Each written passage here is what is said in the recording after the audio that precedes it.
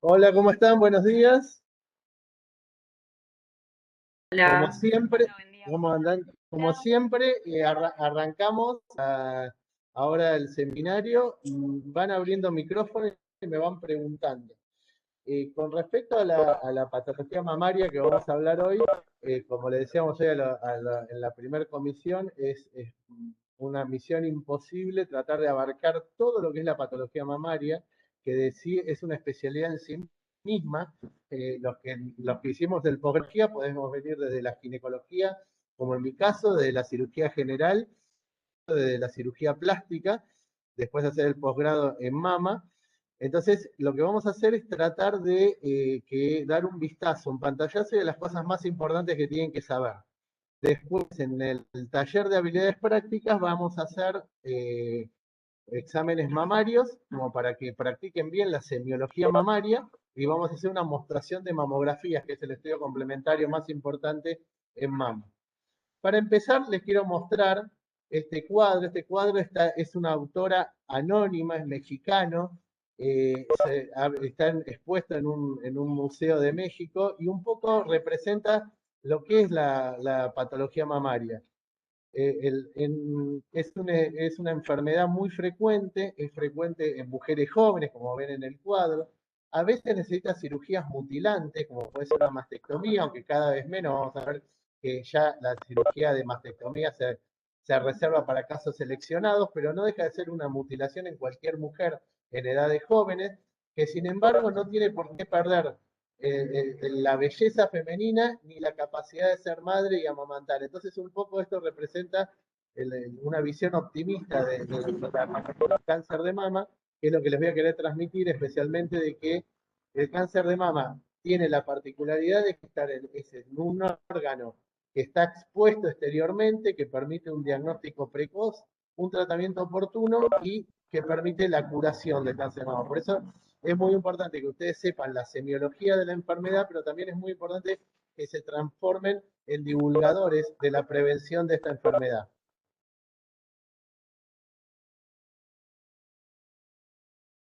Debería estar pasando.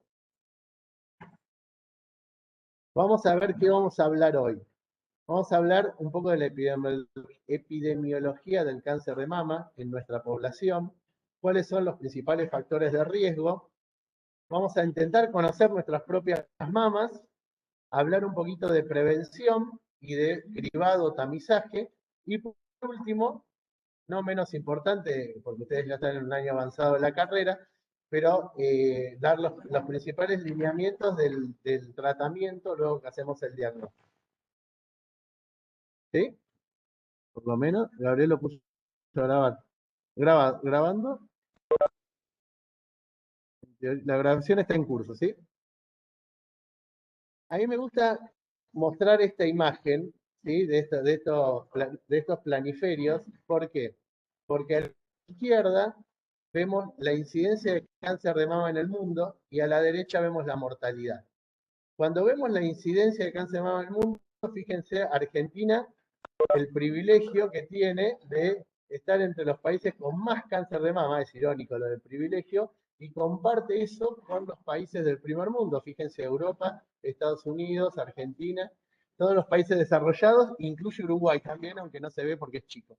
Pero fíjense cómo la incidencia de cáncer de mama por lejos el cáncer más frecuente y estadísticamente tiene una incidencia muy alta en la población.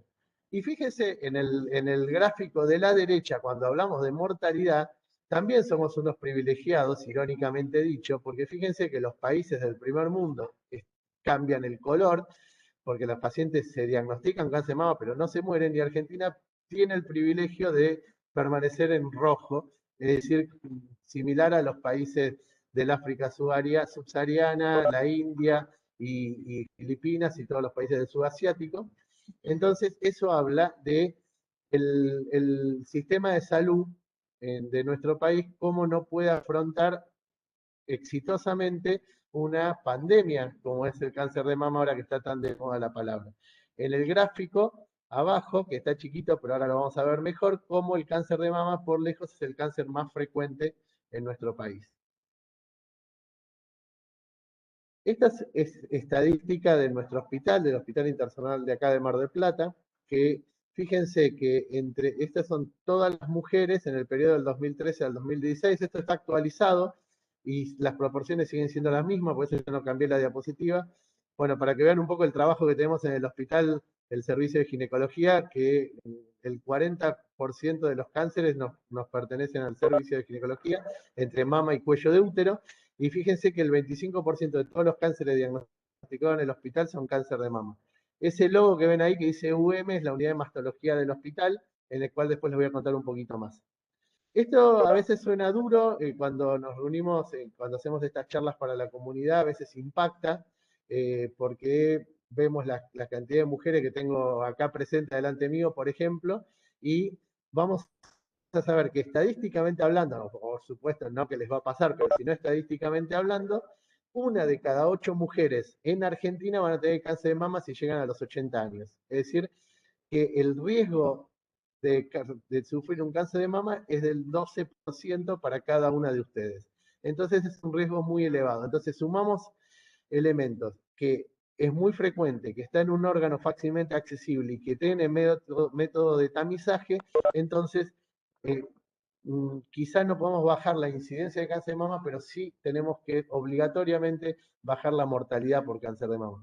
Se diagnostican 20.000 cáncer de mama por año en Argentina, de los cuales 6.000 mujeres mueren, y es muy probable que ustedes en su entorno familiar ya tengan antecedentes de alguien que ha sufrido esta enfermedad y que lo puede haber superado o no. Riesgo para tener cáncer de mama. A ver. Ser mujer, muy bien, dicen acá ser mujer, exactamente. Ser mujer es el principal factor de riesgo, pero eso porque parece obvio, pero ¿por qué es importante? Porque nos tenemos que acordar que existe el cáncer de mama en el hombre. Cada 99 mujeres que se diagnostican cáncer de mama, en la mujer se diagnostica uno en el hombre. Nosotros en el hospital tenemos de 2 a 3 de cáncer de mama que los tratamos. El diagnóstico y el tratamiento es similar en las mujeres. Lo que pasa es que en los varones no hay tamizaje, no hay screening. Pero sí saber que el hombre tiene también que conocer sus mamas. Como decía al principio Gabriel medio en chiste, pero es así. En los hombres también tenemos que conocer nuestras mamas porque es asiento de patología. El otro factor de riesgo que lo tenemos a la derecha es la edad. Si bien el cáncer de mama es más frecuente entre los 50 y los 70 años, no podemos subestimar la presencia de cáncer de mama a menores de esa edad. Y hay entre un 20 y un 25% de los cánceres de mama antes de los 50 años. Entonces, es muy importante, ahora vamos a hablar cómo empezar la prevención de esta enfermedad o el diagnóstico precoz en la adolescencia en las mujeres, que vayan conociendo sus mamas y a medida que va avanzando la edad ir incorporando los estudios complementarios que se necesitan. Pero no podemos decir que porque la mujer eh, que no tiene antecedentes, por ejemplo, en la familia, no le vamos a hacer estudios, o porque tuvo muchos hijos y sabemos que tiene una protección, entonces no le vamos a hacer estudios. No, porque el 80% de los cánceres de mama vamos a ver que son esporádicos, es decir, no tienen antecedentes previos. Abajo vemos la asociación entre obesidad y cáncer. ¿Sí? La obesidad es un factor de riesgo para cáncer de mama porque se producen a nivel del tejido adiposo estrógenos. Saben que parte de la aromatización de los andrógenos es a estrógeno, y eso tiene especial valor después de la menopausia. Entonces, la mujer cuando llega a la menopausia, si es obesa, va a tener menos síntomas climatéricos, va a tener menos sofocos, va a tener menos de las molestias de la menopausia, pero va a tener incrementado su riesgo para hacer un cáncer de mama. Cuando leen todo esto van a ver que van a escuchar que hay factores que son modificables y no modificables. Bueno, protectores y de riesgo, como dijeron acá, muy bien, modificables y no modificables. La edad, el sexo, los antecedentes genéticos no van a ser modificables, pero sí los hábitos, ¿sí? Entre ellos la obesidad. Tenemos arriba a la derecha, ¿sí? El cigarrillo. El cigarrillo también aumenta el riesgo de cáncer de mama. Abajo tenemos el alcohol. El límite para cáncer de mama, ¿no? No hablo de otras patologías, son 2 vasos o 2 copas de vino por día, o una medida de whisky o bebidas blancas, o 3 vasos de cerveza, sería que a partir de ahí incrementa el riesgo de esta enfermedad. Ahí vemos una señora que tiene unos parches, unas inyecciones, unas pastillas. ¿Qué puede ser eso? Bueno, acá dice, Anticonceptivos. bueno, muy bien, anticonceptivos dijeron, y tratamiento de hormonal de la menopausia. El tema anticonceptivos es muy controvertido. Hoy por hoy hay muchos trabajos, especialmente nórdicos, que no pueden definir si el uso de anticonceptivos hormonales, orales, o la vía que sea, incrementa el riesgo de cáncer de mama. ¿Sí? No pueden decir que sí, tampoco pueden decir que no, porque afecta muchas variables. En teoría, el anticonceptivo estaría reemplazando el mismo actividad hormonal del ovario, entonces no debería per se, si es una paciente que si no tendría sus estrógenos propios, por recibir los estrógenos exógenos, no deberían incrementar el riesgo. Entonces, hoy por hoy no está contraindicado el uso de anticonceptivos, por ejemplo, en una mujer que tiene algún antecedente familiar, después podemos charlar si tienen alguna alteración genética, pero en principio no incrementa el riesgo probado en el anticonceptivo oral. Distinto a la terapia de reemplazo hormonal, en el cual estamos aumentando tiempo de exposición a los estrógenos en el organismo. Entonces, esa reemplazo hormonal, cuando se prolonga más allá de 5 años, o se da en mujeres más allá de 60, que son 2 cosas que actualmente no se hacen, eso sí incrementa el riesgo de cáncer de mama. Porque tenemos que tener en cuenta que lo que llama ventana estrogénica, a ver qué es, ¿alguien sabe? A ver, ¿qué le suena a ventana estrogénica? Es el tiempo que transcurre entre la menarca y la menopausia.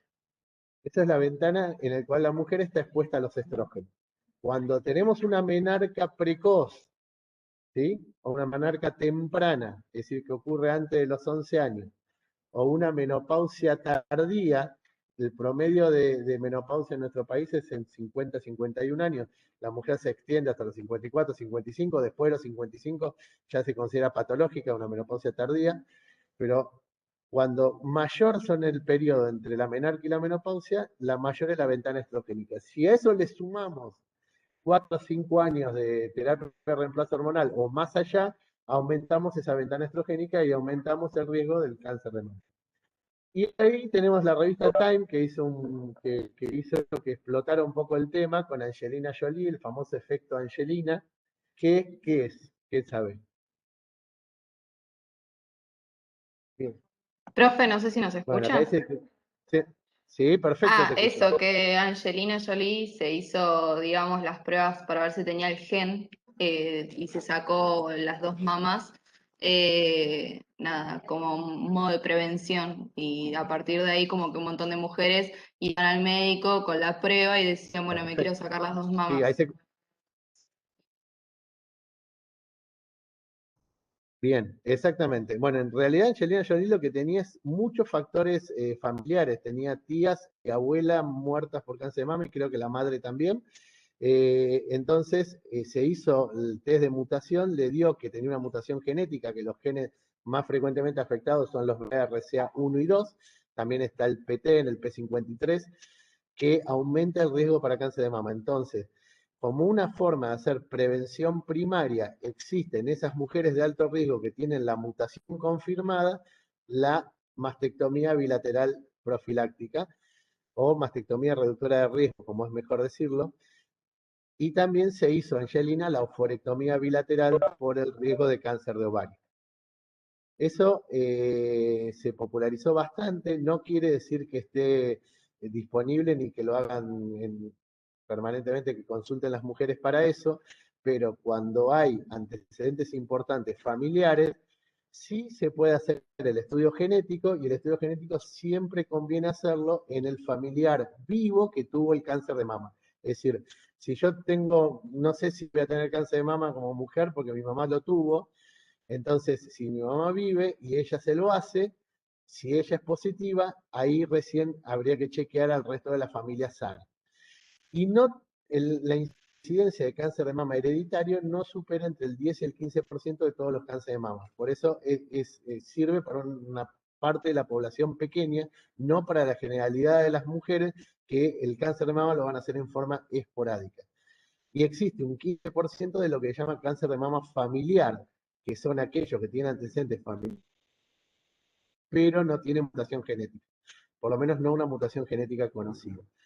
Resumiendo, los antecedentes familiares del paciente son importantes y son más importantes en algunos casos. Si tienen familiares de primer grado, ¿sí? Padres, hermanos o hijos con cáncer de mama. Si tienen antecedentes de cáncer de mama en algún varón de la familia. Si tienen antecedentes de cáncer de mama bilateral o antecedentes de cáncer de mama en mujeres menores de 50 años en la familia. Si tienen antecedentes de cáncer de ovario. ¿Sí? El cáncer de ovario, saben que genéticamente está relacionada la mutación entre el cáncer de mama y ovario, y también hay una asociación entre el cáncer de colon, de mama y de endometrio en el síndrome de Lynch. Bueno, ¿qué es lo más importante en prevención primaria en cáncer de mama, aparte de lo que hablamos dentro de lo que es el método de lo que hablamos de las mastectomías reductoras de riesgo, todo? Pero hay una prevención primaria que podemos hacer, que es modificar nuestro estilo de vida. Entonces, un estilo de vida saludable con actividad física, evitar el sobrepeso, evitar el alcohol en exceso y evitar el tabaquismo, por supuesto que ayuda a disminuir el riesgo de cáncer de mama.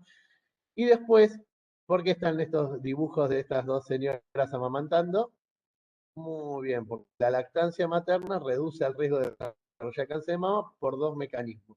Por un lado, genera la maduración del epitelio mamario y por otro lado, reduce la ventana estrogénica. Entonces, amamantar, nosotros consideramos que la lactancia es positiva cuando dura más de 6 meses para cada hijo, pero cuanto más se puede extender mejor. También tiene relación a la cantidad de hijos que tiene una mujer, por lo mismo que hablamos de la ventana estrogénica, y también tiene relación la edad del primer parto. Se sabe que cuando tienen su primer hijo antes de los 25 años, también es un factor adicional de reducción de riesgo de cáncer de mama. Muy bien.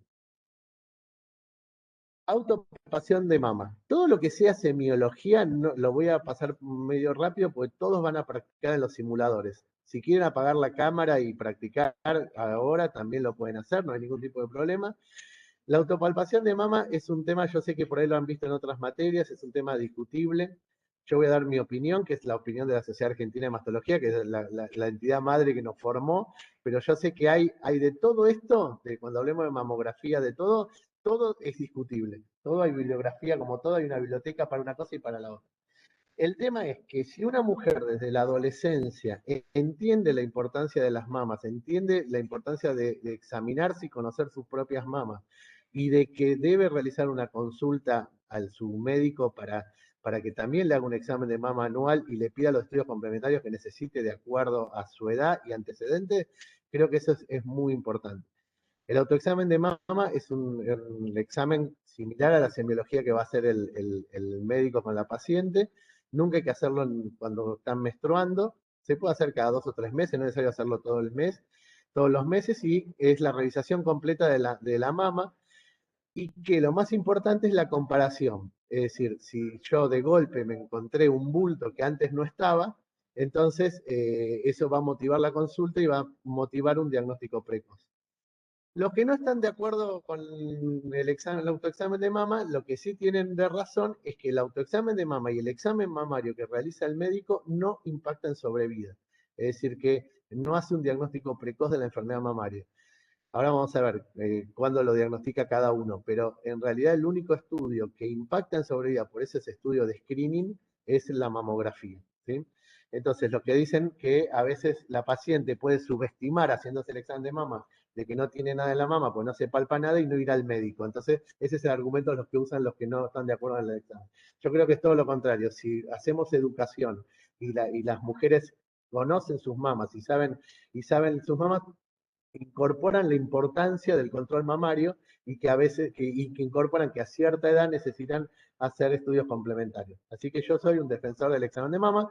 De paso les paso un chivo, propaganda. Ahí en la plataforma, ya se lo dije a la comisión anterior, ahí en la plataforma van a tener la charla TED que me invitaron el año pasado a dar. Así que si quieren abrirla, verla y ponerle me gusta, va a estar bueno, porque a uno le suben los numeritos ahí en la charla y eso está bueno. Porque entre todos los que dan charlas tech, saben que hay como un ranking de cuántos me gusta tiene cada charla. Pero bueno, nada, eso un poco en chiste, pero véanla porque hablo de todo esto para la comunidad, digamos, para la población general. Bueno, ¿cómo se hace el examen de mama? ¿Sea autoexamen o el examen que hacemos nosotros con la paciente? Lo importante, voy a pasar muy rápido porque esto lo vamos a ver en el práctico.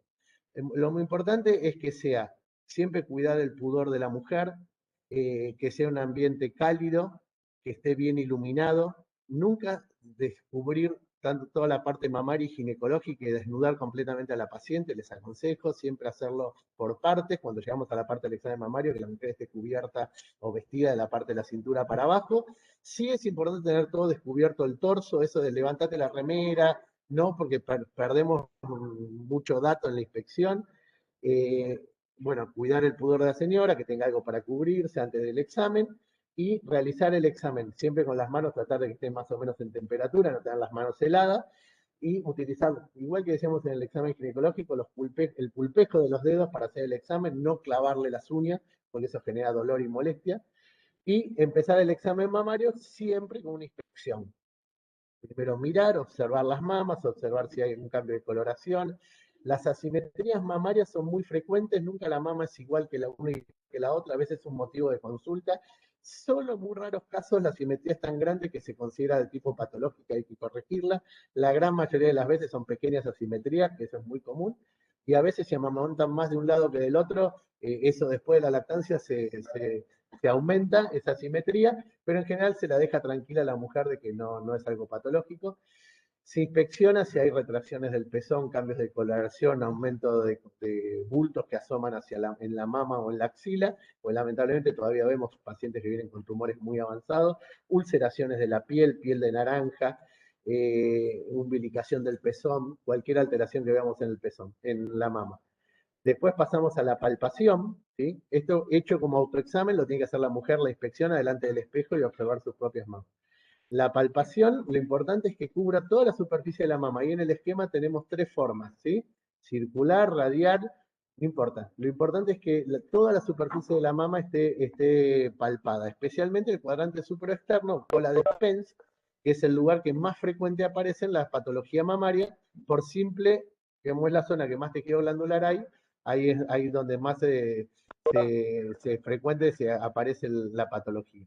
Esto es un esquema que está en todos lados, que está bueno, que es un poco todo lo que pueda aparecer, protuberancias, hundimiento de piel, endurecimiento, erupción, enrojecimiento, secreciones. Cuando aparece una secreción por pezón y la paciente consulta por la secreción por pezón, claramente cuál es la más peligrosa o la que más uno le da sospecha. Muy bien, la hemática. Y dentro de la hemática, ¿cuál es la que genera más sospecha de que pueda ser algo maligno? Unilaterales. Unilateral y uniporo. Uniporo. Acá colaboraron también. Muy bien. Hemático, unilateral y uniporo es la que más sospecha nos da de que puede haber una patología maligna. Pero no desestimar cualquier otra situación, ¿no? Porque existe el cáncer bilateral, existen papilomatosis, existen papilomas, entonces, pero bueno, más atentos a esa. Bien, cuando la paciente se presenta con una mama enrojecida, muy como el de arriba al medio, que tiene un cambio de coloración, que ha pasado por varios médicos, que ha recibido varios tratamientos antibióticos por mastitis y no respondió, hay que descartar uno de los cánceres de mama de peor pronóstico, a ver si alguien sabe. ¿No? Que tiene la comisión. Muy bien, el carcinoma inflamatorio de mama, que se presenta como una mastitis sin un nódulo determinado, pero sí con muchos cambios en la piel. Y tiene un pronóstico malo porque es un tumor muy agresivo. Bien, esto es un poquito lo que les venía diciendo recién, la inspección, fíjense arriba los cambios de posición, las manos hacia abajo, después las manos atrás de la cabeza, y después las manos se enjarran en la cintura, haciendo un poco de presión para contraer los músculos pectorales, entonces ahí vamos a observar el movimiento de las mamas, si alguna está fija o retraída. el examen mamario en los 4 cuadrantes. Un poco vemos ahí en las imágenes del medio, tengo el cursor, bueno, en las imágenes del medio vemos lo que es la simetría mamaria, ¿sí? Que esto puede ser absolutamente fisiológica, y vemos un poco lo que charlábamos recién. Acá vemos el carcinoma inflamatorio de la mama, fíjense cómo está toda enrojecida. Acá vemos las umbilicaciones del pezón. Por ahí vemos una umbilicación del pezón unio-bilateral y siempre le preguntamos a la paciente, ¿siempre lo tiene así? Algunos dicen, sí, lo tuve toda la vida y de hecho no pude amamantar y bueno, eso es una umbilicación congénita de pezón y no asociado a un cáncer. Ahora, si esto aparece de nuevo, es decir, que no lo tenía antes y le aparece, eso es sospecha. También existe lo que se llama pezón retráctil, es decir, ese pezón que está adentro, pero cuando vos lo sacás, lo podés sacar, y ese pezón retráctil generalmente es benigno y muy frecuente en mujeres mayores, en mujeres posmenopáusicas, porque los ligamentos de Cooper se retraen y le lleva el pezón un poquito para adentro. Distinto es la retracción del cáncer, que es un pezón que está hundido y no es retráctil. Bueno, esto es lo que decía hacer el examen mamario en forma completa. Si bien tiene una bata puesta la paciente, lo puede tener, pero la ideal es que tenga el torso desnudo. Y después siempre la exploración axilar. La exploración de la axila también voy a hacer muy resumido, pues lo vemos en el taller, pero acuérdense que es una pirámide truncada la axila que tiene un plano anterior que es el pectoral, un plano posterior que es el dorsal, un plano interno que es el serrato mayor y un plano externo que es el bíceps, el tendón del bíceps. Tiene una capa superficial que es la aponeursis clavidelto pectoral y en la profundidad están los grandes vasos. Eso transforma en una pirámide de 4 caras que hay que revisar todas las caras de la axila y ver su contenido. Es común que en pacientes delgadas y jóvenes, o no tan jóvenes, pero pacientes delgadas, se palpen adenopatías ganglios, absolutamente normales, móviles, pequeños, que no son patológicos, en especial si la paciente se depiló con cero, se pasó la maquinita 48 horas antes, que genera un proceso inflamatorio, o un rato antes, en general cuando van al ginecólogo se rasuran y eso, entonces a veces puede generar enrojecimiento en la piel y alguna adenopatía reactiva, y eso hay que verlo en el contexto del hallazgo en la mama. Pero el examen axilar es obligatorio. Y después del examen axilar, el examen supraclavicular, palpar las fosas supraclaviculares, que ahí sí, cualquier adenopatía que aparezca en la fosa supraclavicular debe ser considerada patológica hasta que se demuestre lo contrario y profundizar los estudios. Esto es de rutina dentro del examen mamario, entonces la inspección, la palpación de la fosa axilar y la palpación de las fosas supraclaviculares. ¿Alguna pregunta hasta acá? Un poquito, sí, sí. Bueno, preguntan si el cáncer de mama asociado al embarazo se ve. El cáncer de mama asociado al embarazo es el segundo cáncer diagnosticado en la mujer embarazada después del cáncer de cuello de útero. Es poco frecuente, dijimos que solamente pero no es solamente, pues bastante, que entre el 20 y el 25% de los cánceres aparecen en mujeres menores de 50 años. Así que, resumido, sí existe, ahora cuando vayamos terminando las últimas diapositivas va a ser de eso, si existe el cáncer de mama, es obligatorio revisar a la paciente embarazada. Obligatorio, así como dijimos que era obligatorio hacerle el PAP a la mujer embarazada en las clases anteriores, es obligatorio hacerle un examen de mama. Ahora, los hallazgos mamarios son más dificultosos, porque la mama está turgente, está un poco más hinchada, más sensible, pero igual hay que hacer el examen de mama. Si sospechamos algún tipo de patología en la mama, no le vamos a pedir mamografía, pero sí le vamos a hacer, por ejemplo, una ecografía mamaria y después de a partir de ahí todos los métodos diagnósticos. Y después lo voy a decir al final, pero el cáncer de mama se puede tratar con el bebé in situ, digamos, no es indicación de un aborto terapéutico. Bien, pero es todo un capítulo cáncer de mama y embarazo, pero llévense que el examen semiológico debe hacerse en la mujer embarazada, especialmente si es una mujer que no tiene estudios previos. Bueno, como dice Lelutier y fuera de programa, saben que en la Edad Media había una prohibición del cuerpo desnudo de la mujer. A partir del Renacimiento, especialmente del Renacimiento italiano, hubo un auge de todo lo que sea artístico.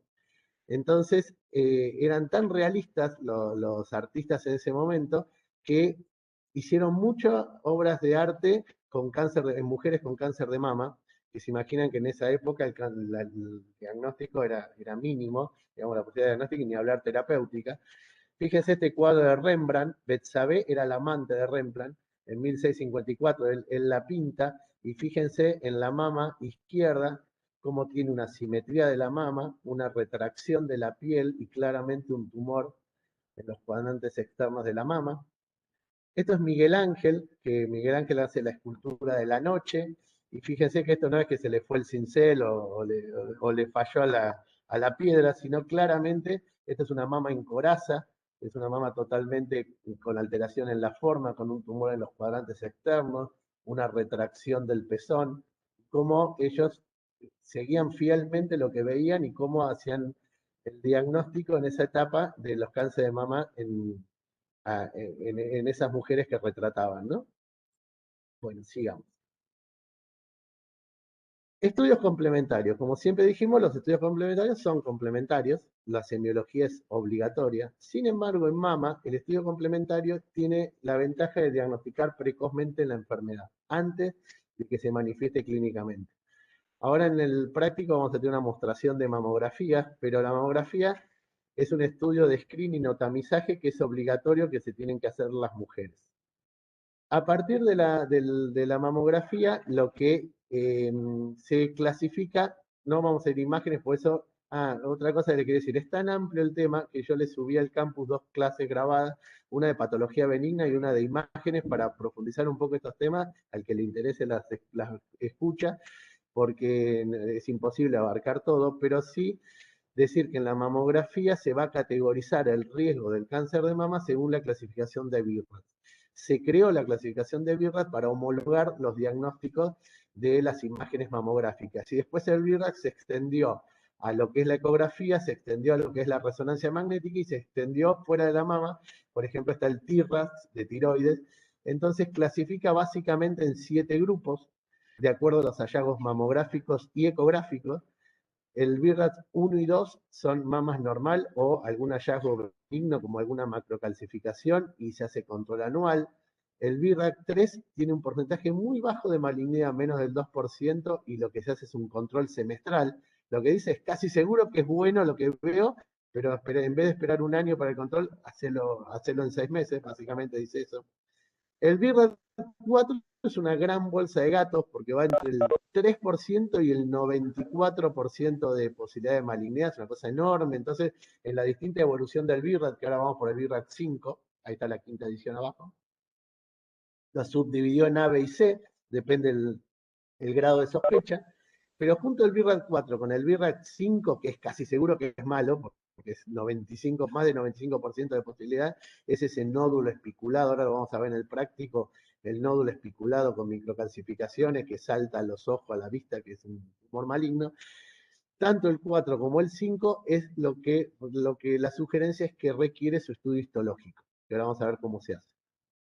El BIRAT 6 se utiliza cuando ya se sabe que es maligno, es decir, ya por ejemplo tenemos una punción que informa que es un cáncer de mama, pero en vez de operarla, le hacemos la quimioterapia primero, que se llama quimioterapia neoadjuvante. Entonces, en el control posterior,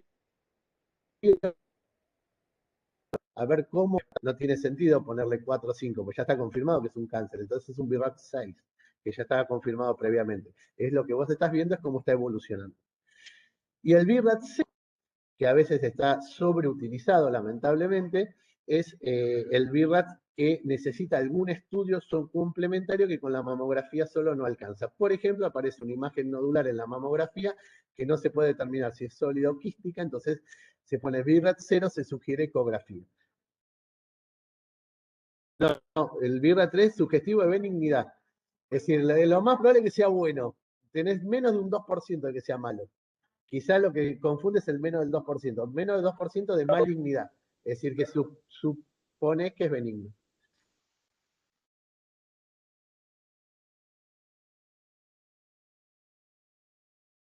Claro. Vos tenés, por ejemplo, mamografía, nódulos altamente sospechosos, punción, carcinoma de mama. Se decide no operarla, sino hacerle quimioterapia. Entonces, a los meses de la quimioterapia, querés ver si respondió o no respondió. Le haces una nueva mamografía a ver si se achicó el tumor. Entonces, cuando van a informar esa mamografía, te va a decir si se achicó o no se achicó, se agrandó, pero el BIRRA va a ser 6, porque ya sabías que era un cáncer de mama. O cuando son inoperables, cuando son metastásicos. Yo sé que se incorporó gente desde la primera charla que dimos, entonces les vuelvo a repetir, esto de arriba es una app que ponen cáncer con una X y van a ver como este ADN y lo bajan en la app del teléfono. Entonces ahí tienen la estadificación de TNM, la octava edición de todos los cánceres del organismo, entre ellos mama. Entonces ponen las características del tumor, la metástasis y la inmunistoquímica y les saca el estadio. Eso es como para que se lleven a casa. Y les agrego este de abajo, pueden poner VRATS en el teléfono, en Play Store, ponen VRATS y les sale este dibujito, Mammography Assistance. Está lindo si quieren jugar un poco, después lo borran, pero si quieren jugar un poco porque les piden características del nódulo, si tienen micro, todo, y les va mostrando imágenes de todos los VRATS, y entonces pone la característica del tumor y les larga qué VRAT tienen. Para jugar un ratito y mirar imágenes está bueno. Eso para el teléfono. Bien, esto es lo que le decía yo, ¿por qué es tan importante los estudios de tamizaje? Cuando la mujer se encuentra el tumor, esto se los digo así resumidamente, mide más de 2 centímetros cuando se lo autodescubre.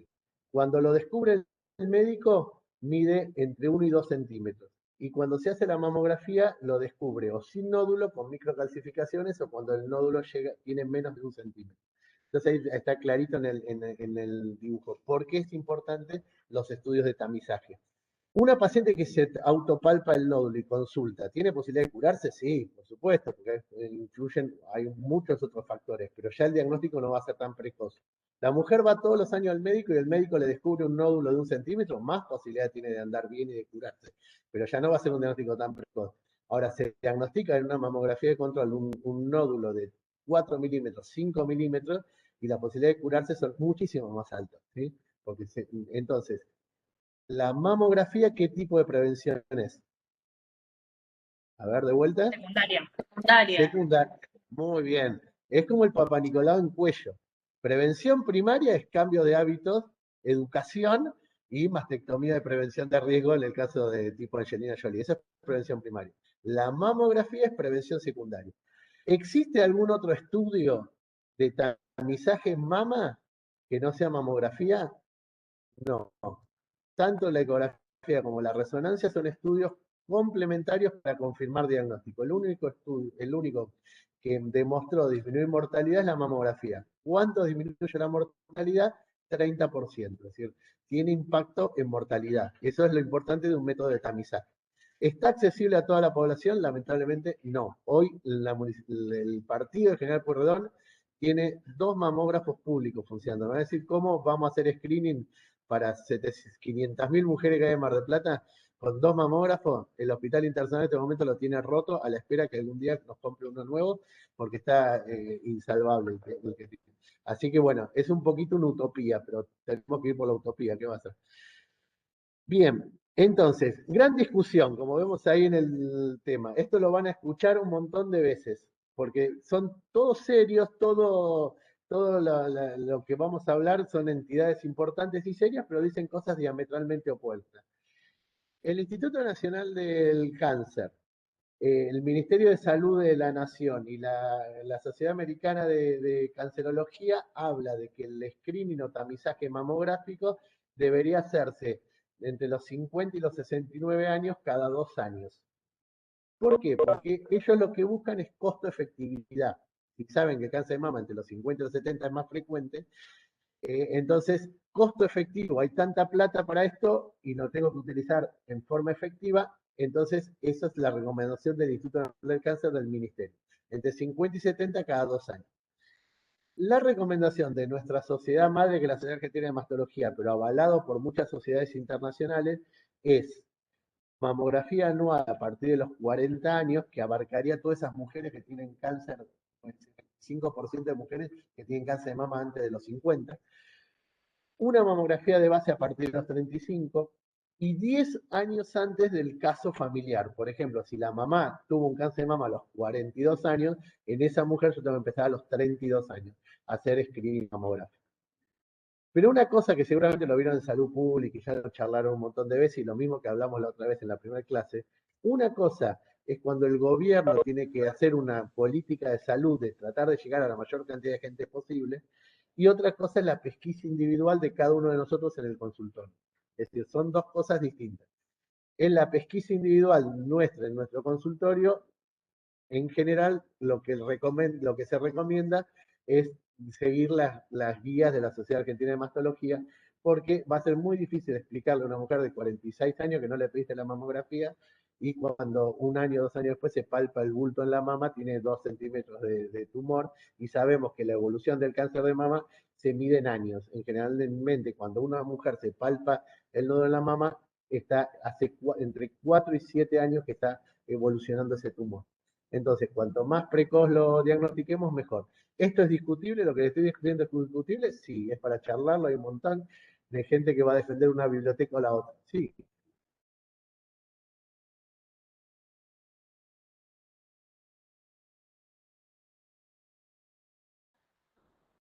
¿Difícil en qué sentido? Acá pregunta de compañera si es difícil.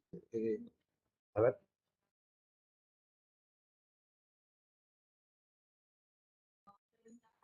Sí, sí,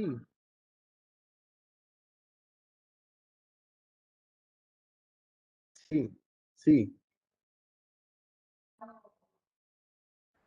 No, básicamente, no, no te confundas, no lo hagas muy difícil. A ver. Sí, no, exacto. No, lo que nos pregunta acá la compañera es si es con 30 años, tiene la madre con cáncer de mama a los 52, si es momentivo de empezar el estudio imagenológico. Bueno, lo que dicen las normas es que tendrías que empezar a los 35 con la primera mamografía, básicamente. Y a partir de los 40 anual, ¿sí? Y el hecho de tener un antecedente solo de cáncer de mama familiar después de la menopausia, el incremento de riesgo es bastante bajo.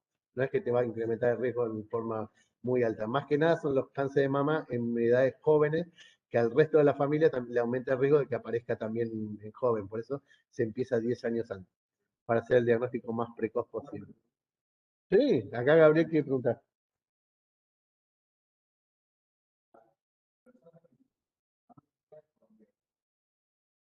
Sí, exacto. Sí. Acá pregunta Gabriel, si ya tenemos el diagnóstico genético familiar de que tiene un cáncer de mama, si varía el tamizaje. Acá hay dos respuestas. Si la mujer, la madre, por ejemplo, tiene cáncer de mama con una mutación BRCA y la hija se hizo la mutación BRCA y le dio negativa, tiene el mismo riesgo que la población general. Y esa es la que más tranquila se queda, porque sabe que no heredó la mutación. Y eso se controla como cualquier mujer. Si la mujer, si la madre tuvo BRCA mutado, se lo hace la hija y le da el BRCA mutado también, es una paciente de alto riesgo para cáncer de mama. Y ahí se pueden hacer tres estrategias. Una ya vimos, la de Angelina Jolie, de hacer la mastectomía de reducción de riesgo, que reduce el riesgo en más de un 90%, pero no en el 100%, porque siempre algo de tejido mamario queda y tiene que seguir haciéndose control. La segunda estrategia, o la otra estrategia, es el uso de quimioprofilaxis, que lo que más se utiliza es tamoxifeno como quimioprevención para que no desarrolle el cáncer de mama, 50% de reducción de riesgo de desarrollarlo. Y la otra es la que dice Gabriel, es una paciente de alto riesgo que requiere un seguimiento estricto. Y en esas pacientes está indicado incluso hasta hacer resonancia magnética en forma anual para control mamario. Ni hablar del riesgo de cáncer de ovario, que es muchísimo más riesgo en el sentido del diagnóstico tardío, así que esas mujeres con la mutación BRCA tienen la indicación de sacarse los ovarios luego de la paridad. Entre los 35 y 40 años tienen que hacerse la oophorectomía profiláctica, sí o sí, porque no hay, bueno, sí o sí no, si se le va a sugerir, ¿no? Porque no hay screening para cáncer de ovario válido. En la mama, cualquiera de las tres estrategias, seguimiento estricto, quimioprevención o cirugía reductora de riesgo. ¿Te contesté? Pero bueno, la que tiene la mejor situación es la que tiene un BRCA negativo después de un familiar con BRCA positivo, porque esa tiene riesgo poblacional. La ecografía mamaria, excelente método complementario, muy desarrollado en los últimos años. Como vemos acá en el dibujo, perdón, en las fotos de la derecha, es muy bueno para determinar si un bulto que se palpó la mama, la mujer, digo, y en la mamografía no termina de definir si es sólido o quístico, la ecografía te puede determinar una imagen quística como la que tenemos arriba, bien anecoica, de bordes bien regulares, con refuerzo posterior, como cualquier imagen líquida en ecografía, o la que tenemos abajo, sólido, bordes espiculados, irregulares, con atenuación posterior, que habla de algo sólido y con alta posibilidad de ser maligno. La ecografía es un excelente método complementario, el problema es el abuso del uso de la ecografía. Yo veo pacientes en la edad de ustedes, 20, 22 años, con sin antecedente examen de mama normal, que le piden una ecografía mamaria y no tiene ninguna indicación desde el punto de vista científico de pedirla, porque la ecografía mamaria no es un método de screening, ¿sí? Es un método complementario, entonces hay que usarla cuando realmente se justifica. En pacientes jóvenes, muchas veces la mamografía solo no alcanza por la densidad mamaria propia de la edad, entonces se complementa con una ecografía. Pero el pedido en forma absolutamente arbitraria de ecografías mamarias, lo único que hace es preocupar a las pacientes, porque siempre aparece un quistecito de 5 milímetros, entonces siempre se terminan preocupando por hallazgos que no tienen ninguna relevancia. Ahora, cuando hay que usarla, es un excelente método complementario. Y después, lo que vamos a hablar también en el práctico, cuando veamos la mostración de mamografía, es lo que les decía. Cuando hay un hallazgo mamográfico de un nódulo, siempre se complementa con una ecografía, porque si con la ecografía se ve el nódulo, permite el acceso mucho más sencillo por ecografía que por mamografía. Se usa estas pistolas, que se llaman pistolas de core biopsia o core biopsia, que lo que hace es un disparo con agujas de 12 o 14 gauge en el centro del tumor y toman una muestra histológica. Esa muestra histológica se procesa y nos hace el diagnóstico de la patología de la mama previo a llevarla a quirófano. Eso está muy bueno porque hoy por hoy casi ninguna mujer debería entrar a quirófano sin tener la certificación de su cáncer o de su patología benigna que igual decidamos extraerlo. Y a veces cuando sospechamos una patología benigna y lo confirmamos con un estudio de punción, la paciente la dejamos en control y no la llevamos a una cirugía, más ahora en tiempos de pandemia, ¿sí? Ejemplo, se palpa un nódulo, le hacemos los estudios complementarios y es un nódulo sólido de características de aspecto benigno, le hacemos una punción y viene fibroadenoma, ¿sí? Y ese fibroadenoma perfectamente se puede controlar.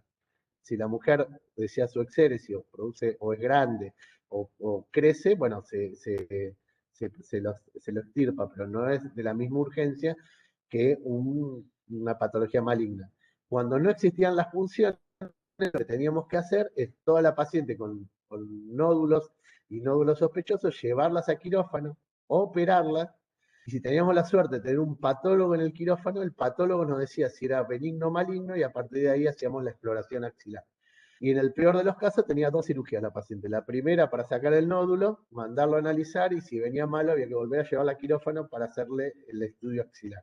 Por lo tanto, es un gran avance todo lo percutáneo, que se ha extendido en todo, pero en mama tiene un desarrollo muy importante.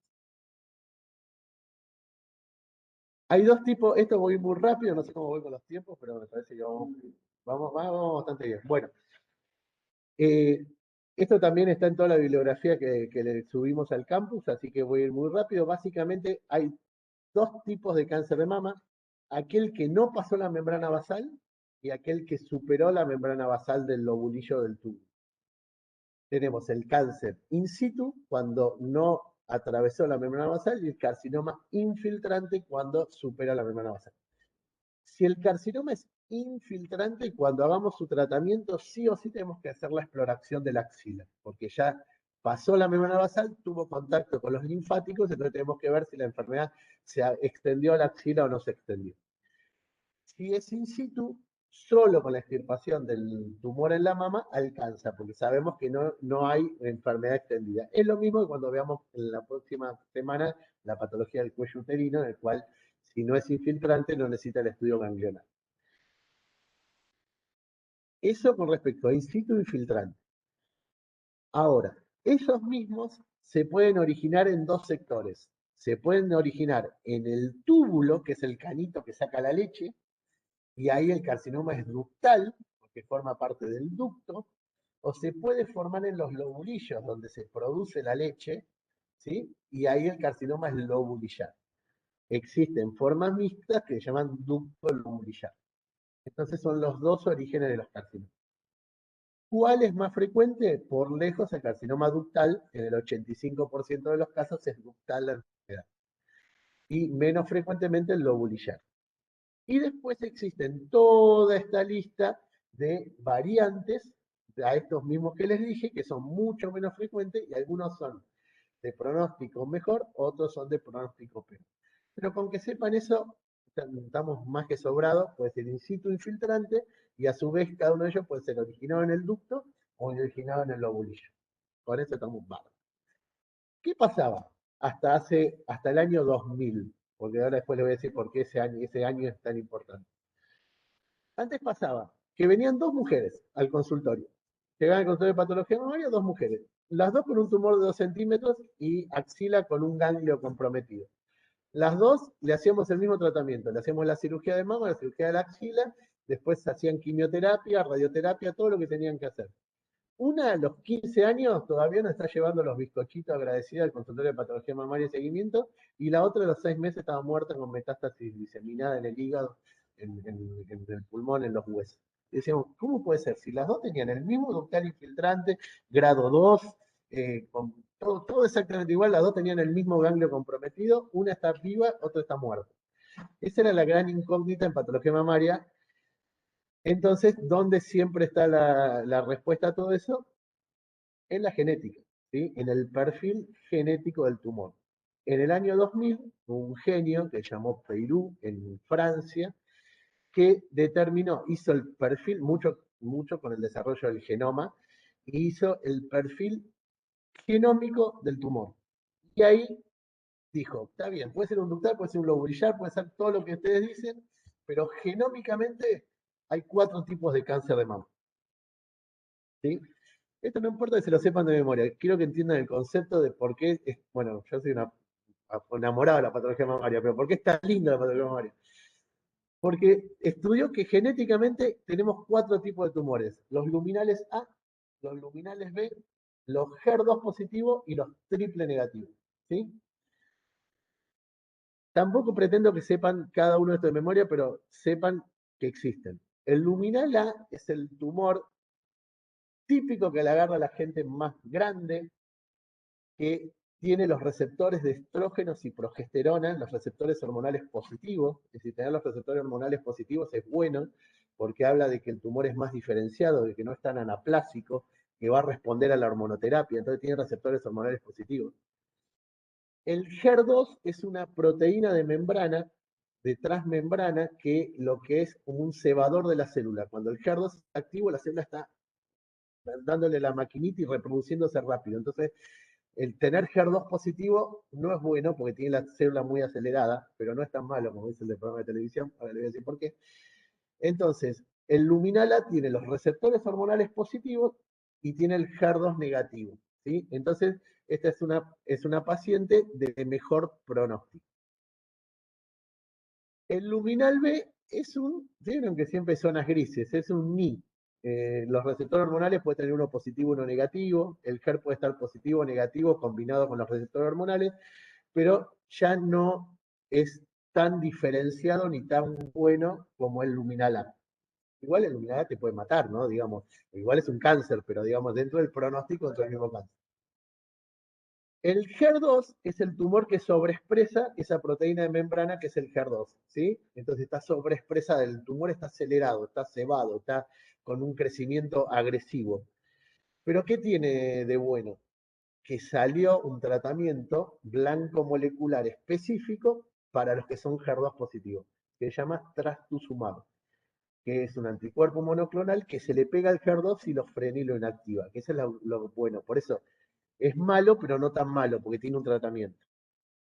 Y después tenemos el más malo de todos, que es el triple negativo, que no tiene ni receptor de estrógeno, ni receptor de progesterona, ni HER.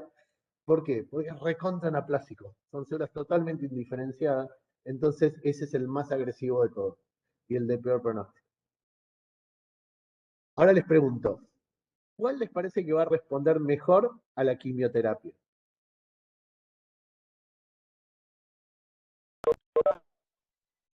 Acá dicen el luminal. ¿Otra opinión? Acuérdense que la quimioterapia está... ¿Sí? Profe, el... Pregunta a Gabriel qué hace la quimioterapia.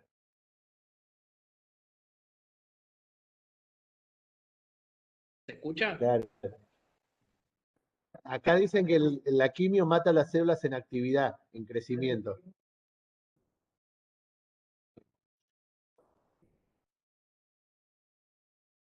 Puede ser el HER2 entonces por lo de la proteína, ¿o Claro, no? exacto. Entonces el HER2 y el triple negativo es los que lo mejor responden a la quimioterapia, porque son células que están más anaplásicas y que más se reproducen. Entonces, los tumores se achican, los tumores mejoran con la quimioterapia, pero lamentablemente muchos pacientes así ya están metastatizados y no logran curarse la enfermedad. El triple negativo, ¿sí? Son los dos que mejor responden. Por eso, cuando los pacientes tienen que hacer quimioterapia, se le cae el pelo y empiezan a vomitar y con gastritis, porque atacan las células de rápida reproducción más que otras. Entonces, el tubo digestivo, las células capilares. Bien, y como dijimos, los que mejor responden a la hormonoterapia, como puede ser el tamoxifeno, primero luminal, segundo luminal B, y los otros dos no responden a la quimioterapia. Por eso, cuando nosotros biopsiamos con una punción un tumor de mama, queremos que el patólogo nos diga si es ductal, si es infiltrante, si es in situ, si es ductal, si es lobulillar, el grado histológico, que es el grado de anaplasia de la célula, pero también queremos que nos diga la inmunohistoquímica, si tiene receptor de estrógeno positivo o negativo, progesterona, HER2, y una cosa que no les voy a complicar mucho, que es el Ki67, que el Ki67 es otro factor de proliferación que se pide, pero no los voy a complicar con eso. Acá, nada, esto es lo mismo que le decía, cómo dividimos los tumores de acuerdo a este 4 grupos. Pero entienden lo lindo del cáncer de mama. Dos mujeres con el mismo cáncer tienen dos pronósticos totalmente distintos de acuerdo al genoma del tumor. ¿Sí?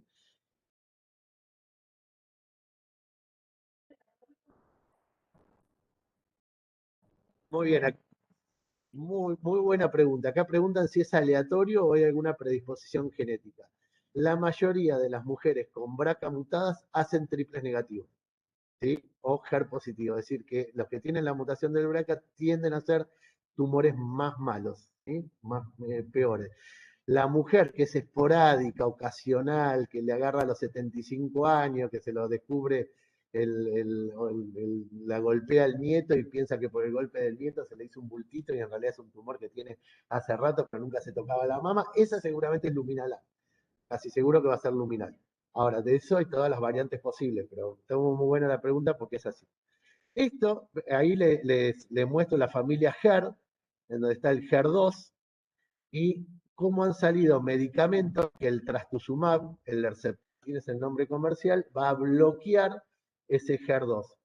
Ahora no los quiero complicar, pero han salido otras drogas que van bloqueando adentro de la célula todos las etapas de reproducción celular, ¿sí? Para evitar la proliferación de la célula tumoral. Entonces ya el trastuzumab fue el primer blanco específico que atacó, pero ahora hay muchos más drogas desarrolladas para bloquear en distintos niveles el crecimiento tumoral.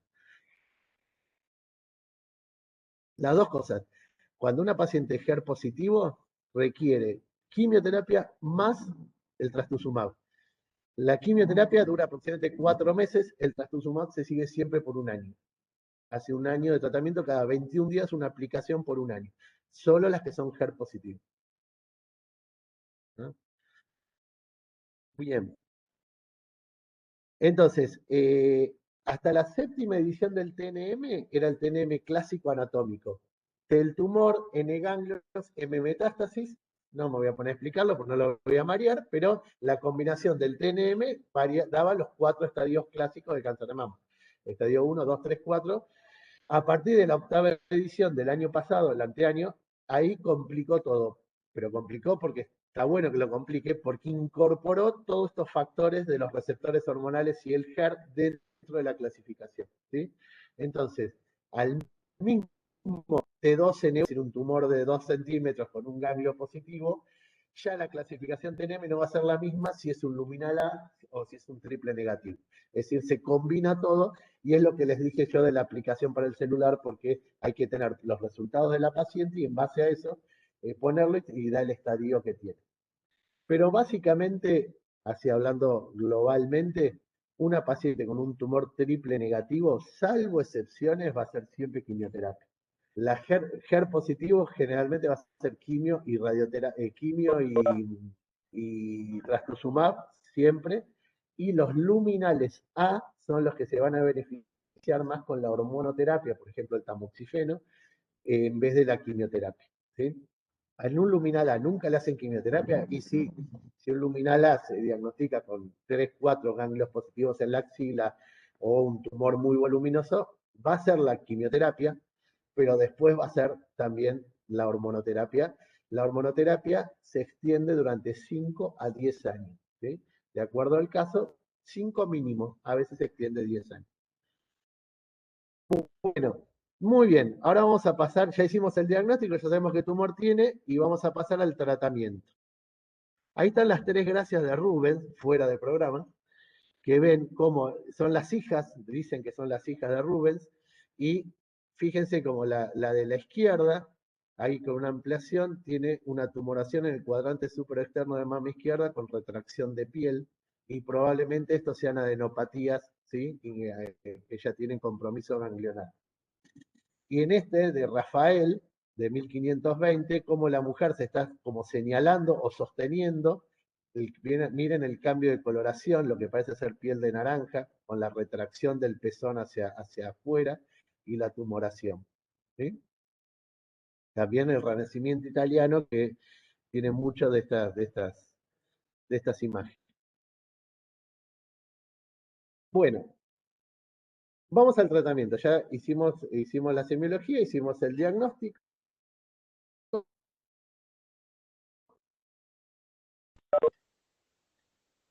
Confirmamos por punción la cirugía de la mama y de la axila, la radioterapia, la quimioterapia, la hormonoterapia y el tratamiento blanco específico molecular, como hablamos. Ya un poco de todo esto ya les fui hablando. Lo que puede variar es qué empezar primero, pero básicamente se le ofrece la gran mayoría de los tratamientos a todas las mujeres. Cuando hacemos cirugía de... bueno, y después es muy importante el equipo multidisciplinario. Es muy importante el apoyo psicológico en la mujer, mejor si es un psico-oncólogo. Después vamos a hablar las etapas de la enfermedad que pasa a la mujer. Decirle a una paciente que tiene mama, por más un cáncer de cualquier parte del cuerpo, que no hay nada más para hacer, ya está todo hecho. Nunca, siempre hay algo más para hacer. Quizás no le podamos salvar la vida, porque quizás no va a morir por su enfermedad, pero podemos acompañarla, podemos calmar el dolor, podemos acompañar a la familia. Y es muy importante todo el desarrollo de los cuidados paliativos. Entonces siempre hay algo por hacer por esa persona hasta el último día de su vida, que la enfermedad nunca sabemos si va a ser eso o va a ser otra cosa que la va a llevar. Yo tengo hace 15 días una paciente con cáncer de cuello, estadio 3B, muy mal pronóstico, estaba toda entusiasmada porque estaba terminando los ciclos de quimio radio y se murió de COVID. Se murió de COVID, entonces nadie sabe qué nos puede pasar a cualquiera de nosotros. Entonces, nunca la paciente tiene que perder la esperanza y tener el apoyo del equipo, de nosotros como su médico. Entonces, cuidados paliativos, terapia ocupacional, porque muchas veces hacemos cirugías que pueden traer algún tipo de morbilidad a nivel de, cada vez menos, pero a nivel del brazo, entonces la terapia ocupacional y todo el equipo de tratantes, medicina del dolor, todo complementario. Ahí le subimos a los campus varios videos de distintos tipos de cirugías. Incluso el primero explica los tipos de cirugía y para que vean son videos cortitos, interesantes y muy prácticos. Básicamente sobre la mama hay 2 tipos de cirugía. La cirugía conservadora y la mastectomía. Actualmente el 70% de las cirugías son conservadoras, la gran mayoría se logra conservar la mama, pero está todo asociado al diagnóstico precoz. La estadística del 70% a nivel mundial, en el hospital internacional tenemos 50 y 50. ¿Por qué? Porque las pacientes consultan tarde, entonces a veces no tenemos oportunidad de poder hacer una cirugía conservadora. La cirugía conservadora, que no tiene muchos años, se desarrolló en la década del 80, hasta la década del 70, mujer con cáncer se le extirpaba la mama, ¿sí? No había plan B. A partir de que se comprobó que sacando el tumor con márgenes libres, la posibilidad puede conservar las mamas, no aumentándole el riesgo de recaída, entonces a partir de ahí se desarrolló la cirugía conservadora. Pero el concepto debe ser que la cirugía en realidad es un tratamiento loco regional de la mama. La cirugía conservadora de mama siempre va acompañada de radioterapia, porque si no, sí, las tasas de sobrevida son inaceptables. Entonces, si se va a sacar solo el tumor, después hacemos radioterapia. ¿Sí? Entonces, las pacientes que van a ir a una mastectomía, se les tira la mama, es decir, que ya está invadiendo, es un T4. Cuando tiene enfermedad multicéntrica quiere decir que hay varios tumores en la misma mama, en distintos cuadrantes. Profe, perdón, se cortó el Ramificación de principio de matriz. la oración. En el Se principio, cortó a el ver de qué principio oración. Bueno, a ver, de la que acabas de te, empezar. te repito, claro, bueno, te repito. Gracias por avisarme. La cirugía en la mama puede ser conservadora o mastectomía.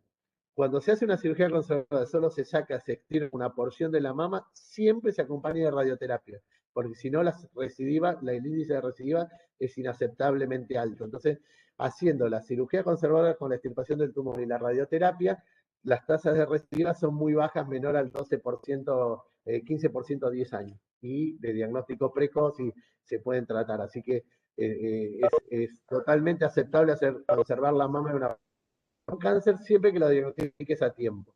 Si viene una paciente con un tumor ulcerado de la mama, con un tumor que le ocupa casi todos los cuadrantes o que tiene una enfermedad, nos queda otra que hacer una mastectomía. Cuando vamos a plantear una mastectomía, la mastectomía puede ser solo la mastectomía, como el cuadrito que vimos al principio, que le queda una rayita, una cicatriz, o una reconstrucción. La reconstrucción es inmediata o puede ser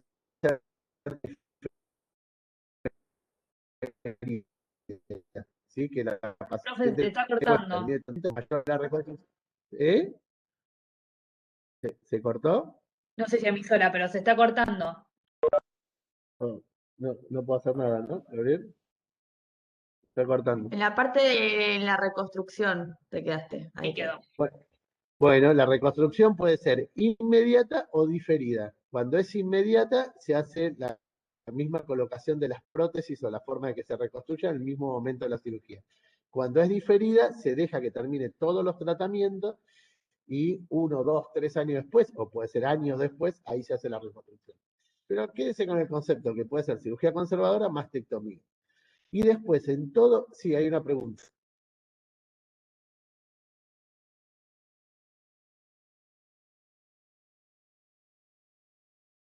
Sí, sí, sí. La pregunta es si la mujer pide la mastectomía. Si la mujer pide la mastectomía, se hace la mastectomía. Es decir, hay pacientes con cancerofobia, digamos, básicamente, que no quieren conservar la mama. En general le explicamos que el riesgo, también, por ejemplo, si viene una paciente con alta carga familiar o con una mutación genética, hasta nosotros le proponemos la mastectomía. Pero si una paciente que perfectamente podría hacer una cirugía conservadora pide la mastectomía y no hay forma de convencerla que en realidad no es necesaria, se hace la mastectomía, sí, por supuesto. El consentimiento informado atraviesa todo, ¿sí? Una paciente que no puede recibir radioterapia, por ejemplo, que tenga una enfermedad del colágeno o que ya haya recibido radioterapia por una enfermedad, por un Hodgkin, por ejemplo, tiene que ir a una mastectomía, porque no se puede hacer cirugía conservadora, porque no la podemos irradiar después. Toda mujer que tenga un cáncer infiltrante de la siempre se estudia la axila, independientemente de que sea cirugía conservadora, independientemente de que sea mastectomía.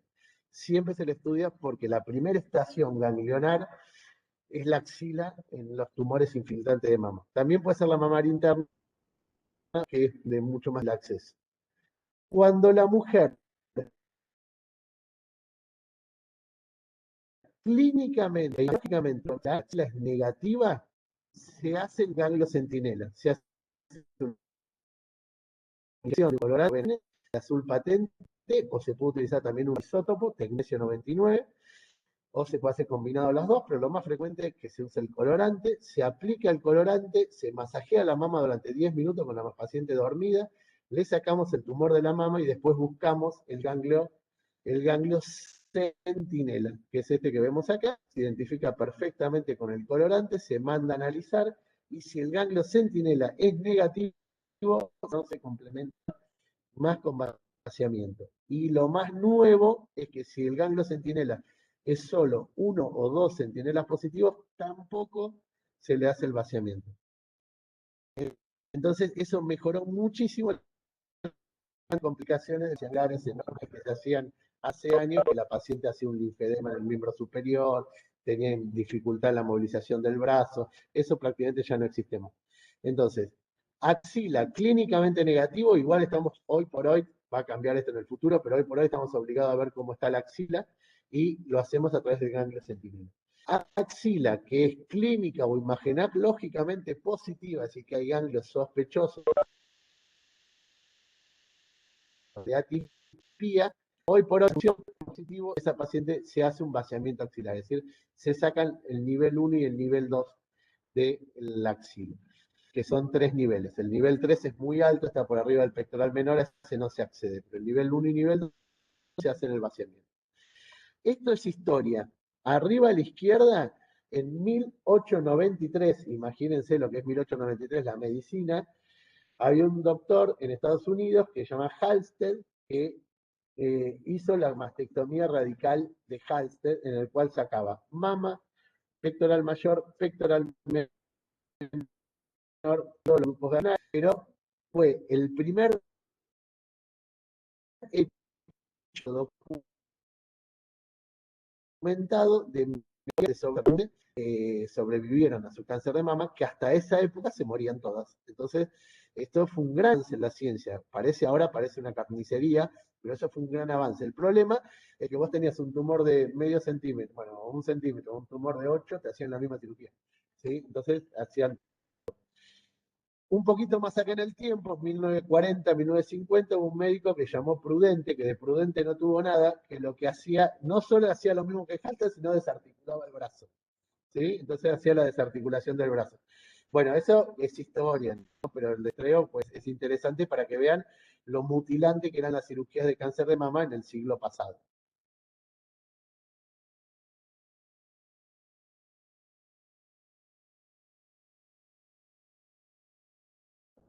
Claro, sí, claro, que da un linfedema en miembro terrible. Porque otro gran avance en mama, no me quiero extender mucho, otro gran avance en mama, está la teoría hastediana o la teoría de Fischer, que fue una eminencia en la década del 80. La teoría hastediana dice que el cáncer va avanzando paso a paso. Entonces, primero está dentro del túbulo, después rompe el conducto, pasa a la membrana basal, va a la axila va al hígado. Entonces, cuanto antes lo agarre y más agresivamente lo agarre, es una evolución. Fischer habló de que una vez que el cáncer atraviesa la membrana basal, ya es una enfermedad sistémica. Va a haber células circulantes sistémicas. Entonces priorizó el tratamiento sistémico y a partir del gran desarrollo de la quimioterapia y la hormonoterapia para cáncer de mama. Y claramente, obviamente hubo 100 años de diferencia entre uno y otro, cada uno fue muy importante en su época, pero la teoría de Fischer de enfermedad sistémica es la que prevalece, ¿sí? Entonces, el tratamiento local tiene que ser el adecuado y el tratamiento sistémico también tiene que ser el adecuado, tomado como una enfermedad sistémica. Fíjense lo que evolucionó, como esta paciente de arriba, si bien es esquemática, se le hizo una mastectomía, después se le hizo en la foto del medio una reconstrucción que puede ser con prótesis o puede ser con colgajos propios del paciente, sacado del abdomen o sacado de la espalda, o combinación de las dos cosas, y como tercero se le hace un tatuaje de pezón. ¿Sí? Y si no, hay pacientes, miren qué bonito, como después de la reconstrucción, para disimular las cicatrices, se hacen esos tatuajes muy bonitos. Esto también, fíjense, esto es poquísimas pacientes que quedaban en el hospital con mastectomía de Halsted, porque ya a partir de la década del 90 dejaron de hacer. Fíjense la diferencia con lo que es una cirugía conservadora. Incluso en la foto de abajo, la incisión axilar es extremadamente grande, generalmente son mucho más pequeñas, pero fíjense como una cirugía conservadora la paciente le permite conservar su mama, su pezón, su areola, con toda la importancia en la imagen corporal de la mama. Entonces, uno hace la cirugía que corresponde, pero una cosa que siempre le decimos a los residentes es que la mama es muy importante a cualquier edad, no porque tenga 70 años, decir, no, vamos a hacer una mastectomía porque tiene 70 años, no, porque la imagen corporal es muy importante, la sexualidad atraviesa todas las edades, independientemente de la sexualidad, no tiene relación solo con las relaciones sexuales, valga la redundancia. Entonces es muy importante que la paciente del hospital, estas son pacientes del hospital, nosotros trabajamos con el servicio de plástica, la unidad de mastología, entonces hacemos mamaria con ellos, y fíjense, son todos pacientes del hospital que fíjense, por ejemplo, la de abajo. Esta es una reconstrucción diferida, esta paciente estaba operada con una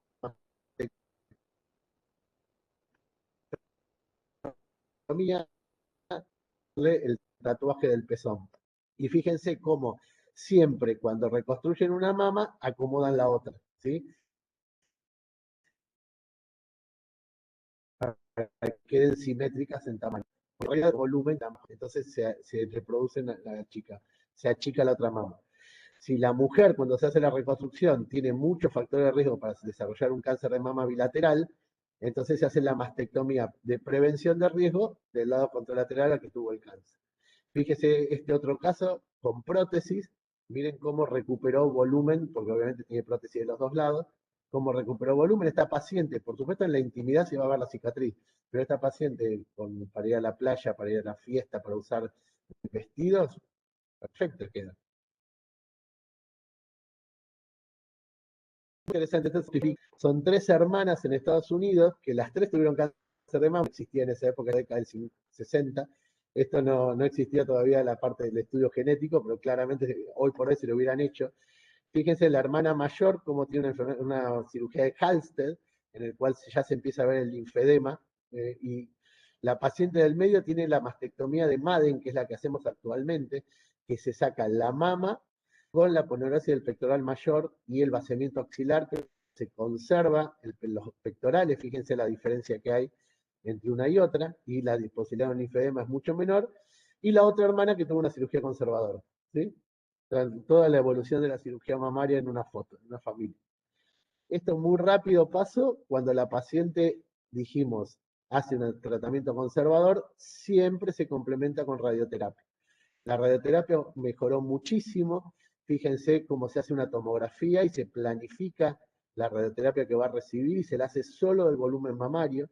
Antes, cuando existía la bomba de cobalto, en la década del 80 y 90, la bomba de cobalto lo que hacía era atravesar todo, entonces pulmón, corazón, afectaba todo, y esas pacientes especialmente tenían un cáncer de mama de hacer una cardiopatía. Ahora prácticamente no toca otro órgano que no sea el que queremos irradiar. Ese es el gran avance de la radioterapia 3D. Y también para saber un poco lo que pasa en Mar del Plata hay un solo centro de radioterapia que incluye todo lo público y lo privado, es decir, que todas las pacientes tienen acceso a la mejor radioterapia disponible. Y no digamos que nosotros las pacientes del hospital también van al centro de radioterapia, así que la radioterapia en Mar del Plata es muy buena. Normalmente en estos minutos hay que ir todos los días de lunes a viernes, se hacen sin gracia y después se hace un bus, que un bus es como una sobrecarga de rayos en la zona de la cicatriz donde tenía el tumor original. Es como un agregado para mayor seguridad. Es decir, que todo eso le lleva 5 semanas de lunes a viernes a la paciente para hacer la radioterapia. Siempre se hace en cirugía conservadora y a veces se hace en mastectomía.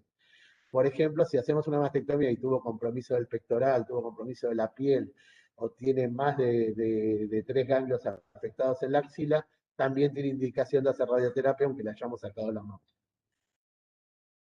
No, la radioterapia tiene muy pocos efectos adversos. Los efectos adversos son locales.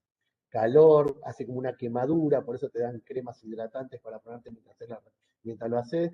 Y en general son, comparado a los efectos de la quimioterapia, son mucho menores. Son locales y muy tolerables, digamos.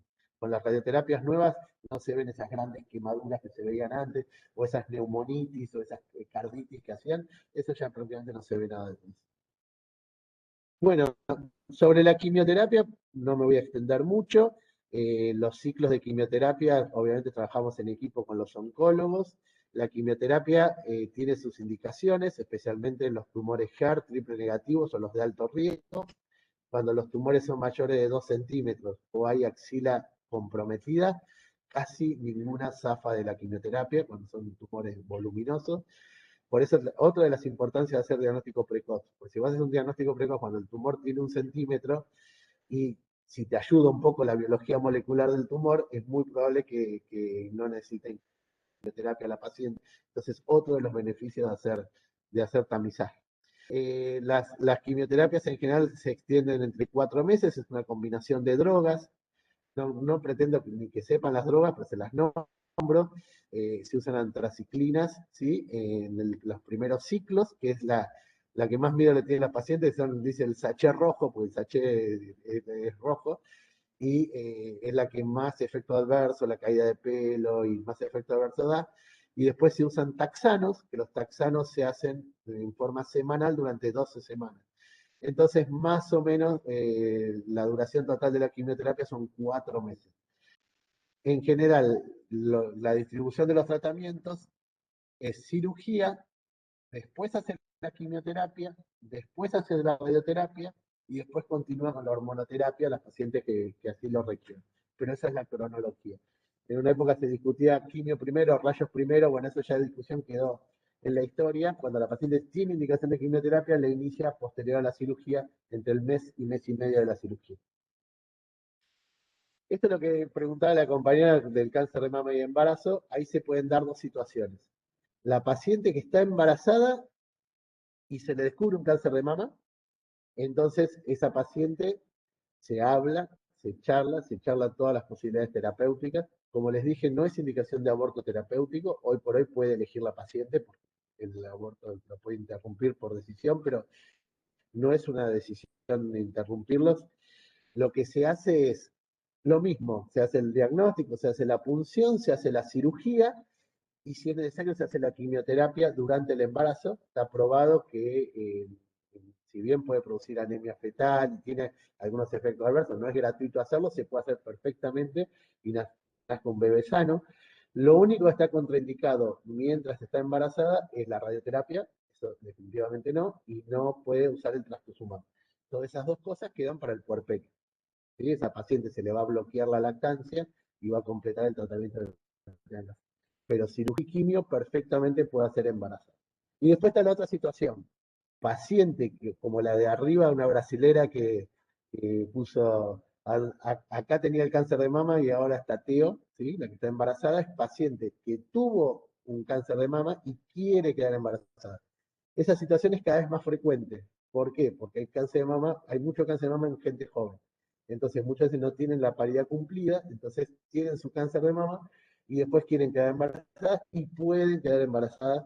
Siempre se le dice que se espere entre 2 a 3 años, ¿sí? Si le da la edad, de 35, 34, que complete su tratamiento y a los 2 o 3 años se lo habilita para que pueda quedar embarazada. Eh, Salvo casos casos especiales, por ejemplo, si cuando llega el diagnóstico ya es un estadio 4 metastatizado, que su pronóstico de vida no es bueno, hay que hablar con la paciente y que sepa esos riesgos. Cuando requiere hacer sí o sí, por una paciente de muy alto riesgo necesita hacer sí o sí los 5 a 10 años de hormonoterapia, también charlarlo, que suspender a los 2 o 3 años la hormonoterapia para quedar embarazada puede tener sus riesgos, pero como siempre, consentimiento informado, y si el deseo de ser madre es mayor, vamos por eso. Sí, muy bien. Preguntan si hormonalmente es más agresivo el cáncer cuando se produce en el embarazo. Siempre se pensó que sí. Los estudios dicen que no. El único problema, el cáncer de mama del embarazo tiene el mismo pronóstico, el estadio por estadio, que el cáncer de mama fuera del embarazo. El problema es que se diagnostica más tarde, porque no la revisan, porque las mamas están, el dolor piensan que es por la mama, el bultito piensan que es por el embarazo, y ocurren tarde o el médico lo pasa por alto. Ese es el mayor problema. Ahora, estadio por estadio tienen el mismo pronóstico. Es decir, si le toca un triple negativo, lamentablemente va a tener más pronóstico que tiene un triple negativo fuera del embarazo. Bien, sí, otra pregunta. Sí, perfecta pregunta. ¿Se puede hacer ganglio centinela en la embarazada? La única salvedad, al revés de lo que pensarían ustedes y pensamos nosotros en su momento, no se puede hacer con azul patente, hay que hacerlo con tecnesio. El tecnesio no le hace nada al bebé, el azul patente es un Ni, entonces se hace con tecnesio. Pero así se puede hacer ganglio centinela. ¿Alguna pregunta de los que están online? Porque el chat no tengo ni idea, no veo el chat, hagan las preguntas abiertas. No, no importa. Profe, No, tengo abran una el pregunta micrófono. yo. Abran el micrófono, sí. Cuando vos haces Dale. mastectomía, Sí, bilateral, sí. ¿es porque sí o sí tiene una extensión a la otra mama o lo haces de manera preventiva? O sea, ¿por qué motivos podrías hacer una mastectomía bilateral? Por dos motivos, los dos que dijiste, que tenga un cáncer bilateral de mama y que las dos tengan indicación de mastectomía, o como una enfermedad preventiva de riesgo de hacer un cáncer de mama, que puede ser que haya tenido un cáncer en la derecha, entonces se saca también la izquierda por el mayor riesgo, por ejemplo, genético, o que no haya tenido cáncer, que es el de Angelina Jolie, que no haya tenido cáncer, pero sí tiene una mutación, entonces le querés reducir el riesgo como prevención primaria. Pero existe el cáncer de mama bilateral. De hecho, una mujer que tiene cáncer de mama de una de las mamas tiene entre un 15 y un 20% de riesgo de hacerla de la otra. Por eso, por más que vos le hagas la mastectomía de un lado, le vas a seguir haciendo controles mamográficos del otro, siempre. Muy bien, quiero un poquito ir terminando y quiero hacer hincapié esto porque creo que es importante. Cuando uno hace un diagnóstico de cáncer en general, no importa de mama, es un shock para el paciente, es un golpe muy, muy fuerte, que le cambia la vida. Es un antes y un después de que cuando se sentó y ustedes le dijeron, mire señora, la biopsia vino que tiene un cáncer de mama, la forma que se lo digan en la relación con el paciente, ahí cambia mucho. Y las etapas que pasa la mujer, en este caso de mama, la mujer, son muy similares a la de un duelo, ¿sí? Primero hay una etapa de negación, ¿sí? Que está negada la enfermedad, incluso si esa etapa de negación se prolonga, puede ser que la paciente no vuelva a la consulta, por eso siempre es importante cuando uno estudia, hacer el diagnóstico, que esté acompañada, que venga una amiga, un familiar, el marido. Es bastante dificultoso que vengan los maridos, aunque parezca mentira, realmente los hombres tenemos un papel bastante triste en el acompañamiento de las enfermedades. Ni les cuento la cantidad de mujeres que quedan que se separan en el transcurso de la enfermedad, porque los hombres no se lo bancan y se borran. Es terrible, pero es lamentable y da vergüenza ajena. Bueno, eh, pero sí, es así, pero entran en crisis, ¿sí? Y hay una cuestión de negación. El promedio entre que una mujer se toca un bulto en la mama y consulta va entre 6 y 12 meses, cosa que es una locura y entra también ese proceso de negación. Con todo lo que se ve en los medios, todo del tumor del cáncer de mama, una mujer que se toca un bulto, uno pensaría que sale volando a buscar al médico. Y no, tiene ese pensamiento mágico que le va a desaparecer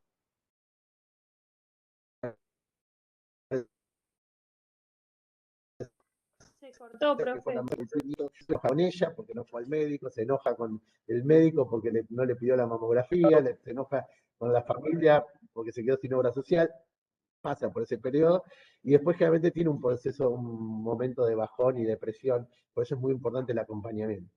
Pero después es impresionante y eso creo que lo hacen muchísimas mujeres, mucho mejor las mujeres que nosotros, claramente. Hay un resurgimiento cuando se ve que es acompañada, que empieza el tratamiento, todo. Primero se resigna un poco, pero sin duda después sale de este trance, sale más sabia, ¿no? Las personas que atraviesan esto y lo logran superar, bueno, por un sesgo de especialidad yo lo veo con las mujeres. Espero que los hombres también hagan lo mismo, pero realmente la mujer empieza a darle más importancia a lo que tiene valor, empieza a valorar más el tema familiar, las relaciones sociales positivas. Así que siempre, y como un porcentaje de mujeres muy grande, porque calculen que se diagnostican 20.000 y se mueren 6.000. Que se mueran 6.000 es una tragedia. Pero también hay muchas que la mayoría son sobrevivientes al cáncer de mama. Y aunque parezca una palabra media dura, es una palabra que está muy de moda ahora, la palabra sobreviviente, ¿sí? Y las mujeres les puedo asegurar que lo llevan con orgullo cuando dicen soy una sobreviviente del cáncer de mama. Por eso hay tanta red social con este tema y tanto acompañamiento, tantos grupos. Así que bueno, estas etapas quiero que las tengan presentes porque muchas veces es en el momento cuando charlan con el paciente, cuando tienen relación, o cuando ustedes tienen una amiga, ojalá que no, hay tanto que les va a pasar, una amiga, un hermano, un familiar, alguien va a pasar por estos trances y es muy importante que ustedes como profesionales de la salud sepan que pasan por esta etapa. Entonces, si en un momento no les quiere hablar, no quiere hablar, por ahí una mujer necesita salir al shopping o salir a caminar y hablar de los programas de la tele o de Tinelli y no hablar de la enfermedad porque está muy cargada con ese tema. Entonces, no dejarla sola y acompañarla es muy, muy importante. Ni hablar como los que tenemos que atenderla, ¿no? Que tenemos que acompañar. Bueno, acá para poner un poquito de humor, esta no la conocen, esta es la versión mastóloga de la Mona Lisa, ya que vimos tantas pinturas de esa época. Bueno, les cuento un poquito, nosotros desarrollamos una metodología hospital interno, en el cual trabajamos todos los servicios en grupo y en equipo multidisciplinario, y el año pasado escribimos nuestro libro, ¿sí? El manual de patología mamaria que le hicimos.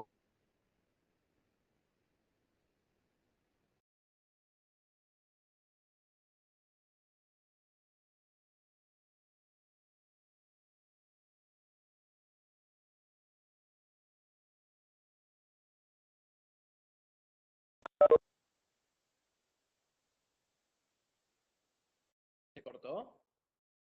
Sí, sí, Se sí. dejó de escuchar. Ah, pensé que se me Ya había está. cortado a mí nada más. No se escucha, profe. Si hay alguien ahí escuchándonos, no se escucha más. Bueno, Bueno, chicos, eso fue la clase de hoy. Muy rico todo. ¿ustedes bien? Para ¿Cómo andan? boludear abren todo. ¿Qué pasó? Bueno, vos tampoco abriste el micrófono. Una sola vez y te callaste. No sé, yo pregunté 3 veces y no me escucharon. Es que se te escucha muy bajito, Santi. Se vas a te tener que- escucha, Y claro, no se te apenas escucha escuchas nada. así. Visto 10 veces hoy. 10 veces le ganó el clavo de visto Santiago. Por ahí se me Sí, pobre. Es porque Gritá. Santiago. O si se escucha y nosotros te decimos sí fuerte y claro. Y ahí ¿No hay empezamos. ningún profe que nos Che, esté escuchando? ¿toda esta No. conversación queda grabada? Sí. Sí, sí. Y bueno, No creo. Hola a Igual todos queda los que grabado en están el mirando coso este ese. video. No, creo Bendiciones. que se graba lo que... suscríbanse a mi canal, por favor.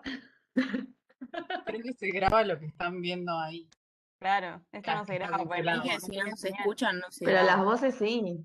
¿Y pero cómo no Sí, se va a la- grabar el audio? Claro. Pero si a ellos no les llega, no creo. Claro. No sé, Ah, buen punto. Bueno, puede Lo ser. chequearemos cuando suban el video. Ingeniera. Sí. Angelini siempre está, ¿por qué no puede estar? Sí, en el chat. Nada. Bueno, nada. Nos Capaz vemos es- tarde. Bueno, chicos, buen provecho.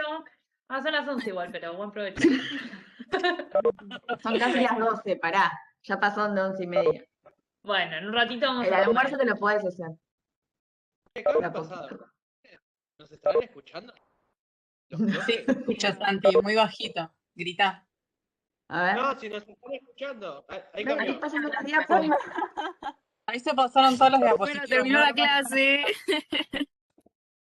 Muy buena la clase, profe. Gracias, profe. Vayan a ponerle me gusta. Ahí volvieron los chupamedias. Entonces, ahí se conectó. Ya están online de vuelta, ¿eh? Ahí Bueno, está. Bien. igual la última parte, nada, fue presentar un poco la unidad de mastología del hospital, así que después lo ven en la grabación, no hay problema. Lo que sí me preguntaron, que me gustaría que lo escuchen, a una compañera, si los distintos tipos moleculares de cáncer de mama tienen mayor o menor riesgo de morirse de la enfermedad, de hacer enfermedad metastásica o de evolucionar mal. Y yo le decía que los luminales, el luminal A y el luminal B, tienden a ser metástasis tardías, es decir, las recaídas de enfermedad tienden a ser a los 7, 8 años, por eso la hormonoterapia se está extendiendo hasta los 10. Mientras que la enfermedad triple negativo, HER, tiende a ser diseminación temprana, por eso esas recaídas son entre los 2 y 5 años. Entonces, y por supuesto son de peor pronóstico. Y los triple negativos hacen metástasis cerebrales más frecuentemente que el resto de los tipos de cáncer de mama, que hacen más en hueso, en pulmón y en hígado. Y hay muchas mujeres con metástasis en hueso con muy buena sobrevida. Un concepto que hay que tener hoy por hoy, 2021 es que una paciente con cualquier cáncer que tenga una metástasis es una enfermedad incurable. En mama específicamente es incurable, es decir, sabemos que esa mujer no la vamos a poder curar. Lo que tenemos muchísimas armas para darle una buena sobrevida de años y de calidad de vida. Y por ejemplo, hay mujeres con metástasis óseas que viven 15, 20 años con sus metástasis, con todos los tratamientos que están disponibles de segunda, terceras líneas. Y una metástasis cerebral, una metástasis hepática, lamentablemente, generalmente andan mal en corto plazo, corto tiempo. Chicos, los que están online, ¿alguna pregunta? Bueno, acá también, cualquiera. Yo tengo una duda que por ahí no sé Ah. si es tan relevante en cuanto a lo que venimos viendo, pero lo que decías de la reconstrucción, que es inmediata o diferida, quería Sí. saber por ahí de qué dependían, si dependía en realidad de la resección en sí misma, o sea, de cuánta es la extensión que vamos a sacar, o tiene que ver con otros factores. Bien, es una pregunta muy buena y muy larga de responder. Te lo voy a hacer muy resumidamente. Es deseo de la paciente, una reconstrucción hace que la cirugía sea mucho más prolongada, son cirugías largas, que generalmente las reconstrucciones son 2 o 3 cirugías para lograr un efecto adecuado, porque la primera se pone un expansor, en el segundo tiempo se cambia por la prótesis, se simetriza la otra mama, y en un tercer tiempo se hacen los retoques y se pone el pezón. Entonces la paciente tiene que estar, volvemos a lo mismo, el consentimiento de hacer toda esa cirugía. También depende del tipo de tumor. Si tenemos un cáncer muy avanzado, muy agresivo, con muy mal pronóstico, en general no se trata de hacer una reconstrucción inmediata. Por ejemplo, si tiene un carcinoma inflamatorio de la mama, es contraindicación hacer una reconstrucción inmediata. Y después, también depende de la disponibilidad. Nosotros en el Hospital Internacional tenemos la posibilidad, por suerte, de tener un equipo de plástica, pero no en todos lados lo pueden hacer. Y entonces, si no tienen la disponibilidad de hacerlo, pero por ejemplo, ahora tenemos la limitación que el ministerio no nos está comprando las prótesis. Entonces, no tenemos posibilidad de poner una prótesis a la paciente, tenemos que pedirle a ver si la paciente lo puede comprar, a veces puede, a veces no, y no le podemos demorar 2, 3 meses resolverse su cáncer por eso, entonces a veces resolvemos hacerle la mastectomía clásica y dejar la reconstrucción para más adelante. Por eso son múltiples factores, pero estuvo muy buena la pregunta. La tendencia mundial es llevar a la mayor cantidad de pacientes a la reconstrucción inmediata. Es decir, que entren a quirófano con la mama y salgan a quirófano con lo mejor y más parecido a una mama. Que no salgan sin la mama por todo el impacto psicológico que no les tengo que explicar a ustedes de lo que es perder una mama. Bien. Acá hay otra pregunta del auditorio. Presente. Sí, dale.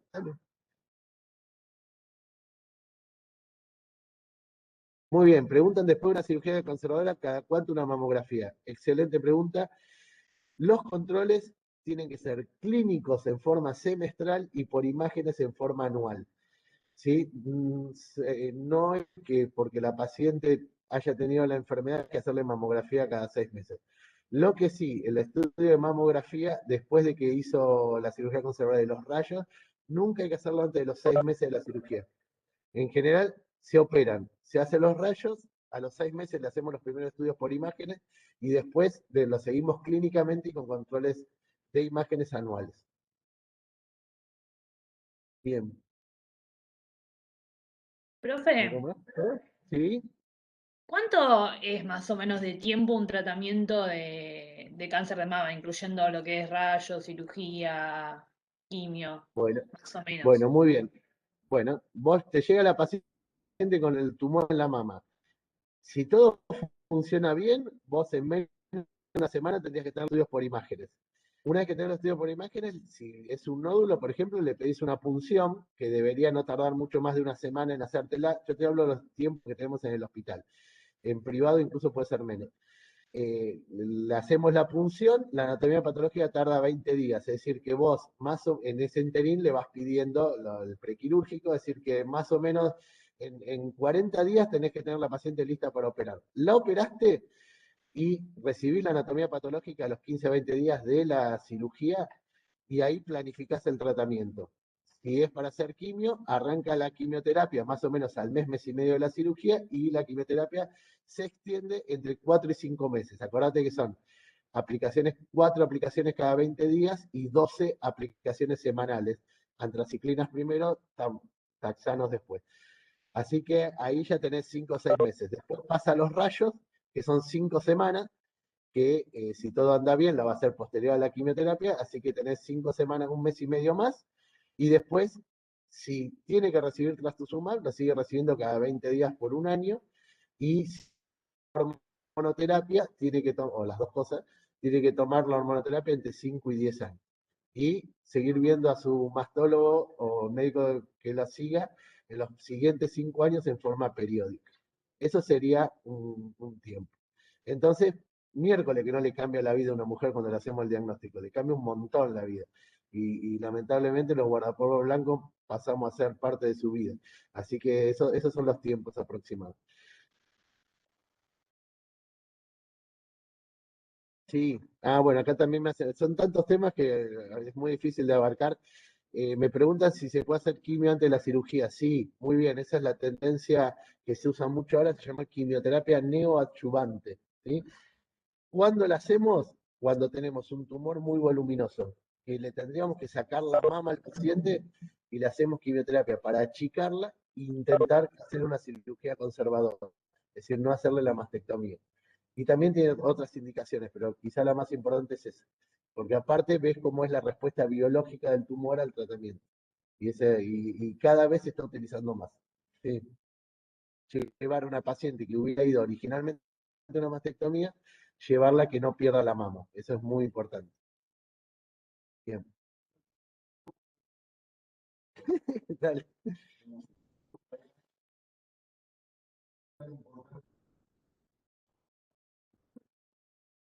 Muy buena. Bien, acá pregunta Gabriel, por si no escucharon, ¿qué tan importante es el tamaño de la mama a partir de recibir, antes de planificar el tratamiento? Y es muy importante porque lo que se evalúa no es el tamaño del tumor en sí, sino la relación mama-tumor.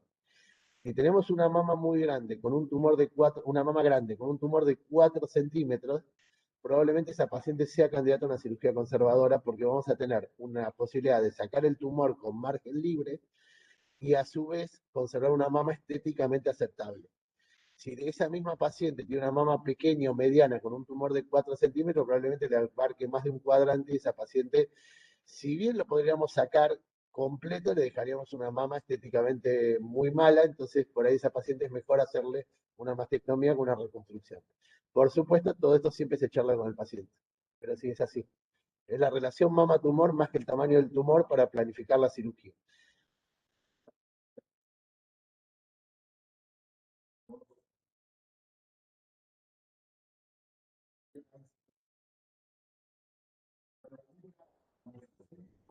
Sí, bien. Sí, no.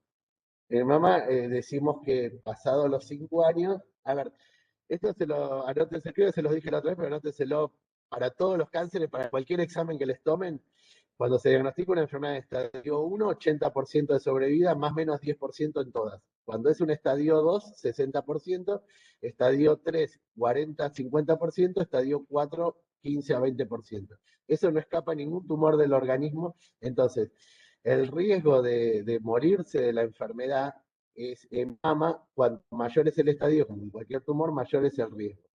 Ahora, no podemos decir que una paciente a los 5 años está libre de enfermedad, que está curada. Lo que sí que está libre de enfermedad con buenas posibilidades de no volver a tener una recaída, pero siempre recuerden que cuando una paciente tiene un tumor de útero, uno le saca el útero. Cuando una paciente tiene un tumor de mama, uno le saca un pedazo de la mama o mayor, le saca una mama entera. Siempre tiene la otra mama que controlar. Entonces, es decir, que el riesgo de que la haga en la misma mama o en la otra existe. Sin asustar al paciente, nada. Si la paciente es HER o triple negativo y pasar los primeros 5 años, que es una gran cosa, tiene buenas posibilidades de estar curada. Aunque no se lo decimos así al paciente con la... Es muy raro que los que hacemos oncología hablemos de la palabra curación.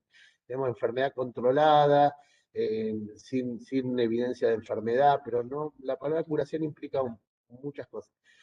Y si la paciente tiene un tumor luminal A o luminal B, también a los 5 años tiene muy buenas posibilidades de tener la enfermedad que no vuelva a aparecer, pero acuérdense que pueden aparecer recaídas tardías.